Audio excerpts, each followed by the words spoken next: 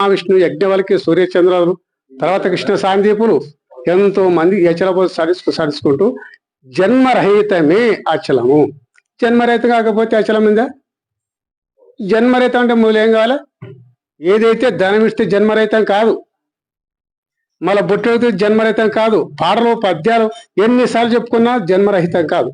దీనికి మొదలు భ్రాంతి తొలగాలి.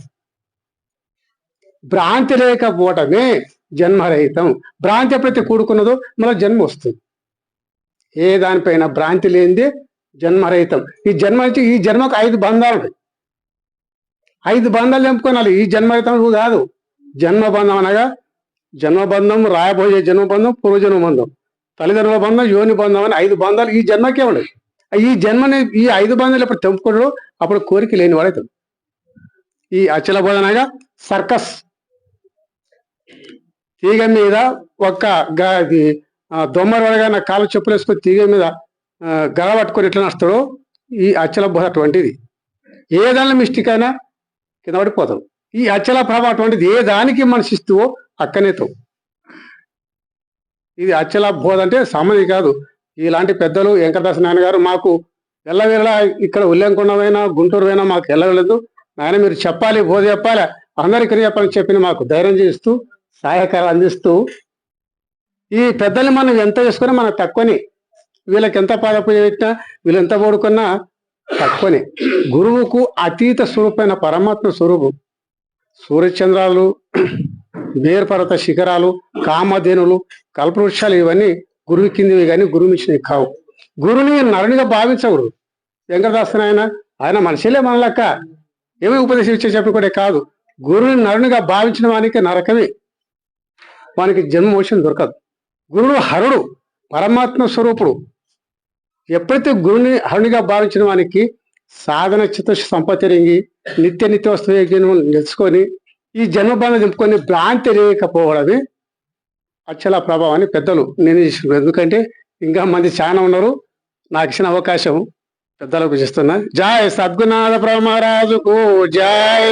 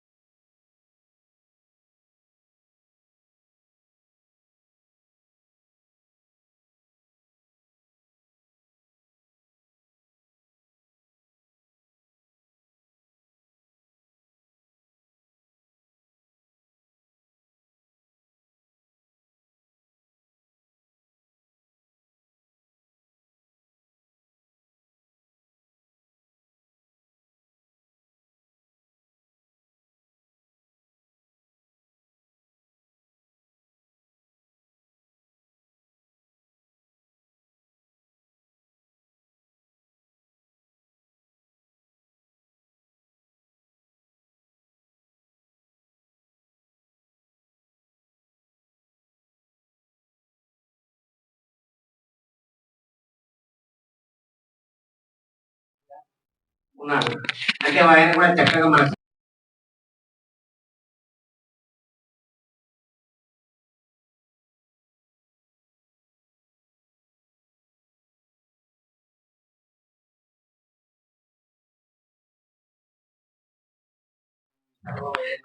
మాయ అతీతమైనటువంటి అచల పరిపూర్ణ బ్రహ్మ తెలుసుకోవాలి. వేదరహిత